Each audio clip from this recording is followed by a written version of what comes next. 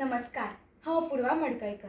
दुसरी वर्स कला सरकारी महाविद्यालयाचे भुरगे तुमच्या मुखार सादर करता माझी एक कविता आमचे बाय.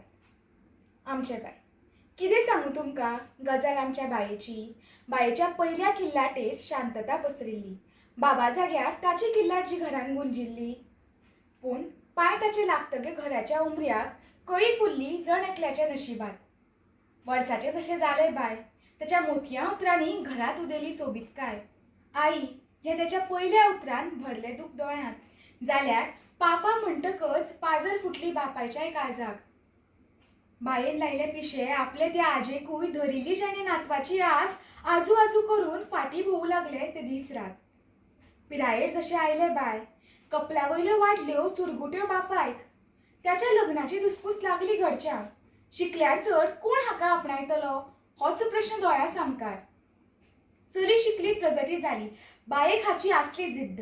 दाखोवपाचे आसले पुराय तरेन ताका समाजाक करून हे सिद्ध. पूण बापायचे मन मात फुडें शिकोवंक ताका मानिनाशिल्ले.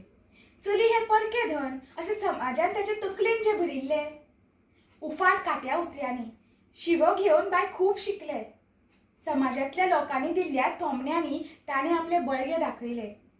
मानान कौतुकाय सगळ्यांनी ताची केली, कारण बाय गांवांत पयले बायल जिल्लो अधिकारी ह्या नांवान फामाद जाल्ले.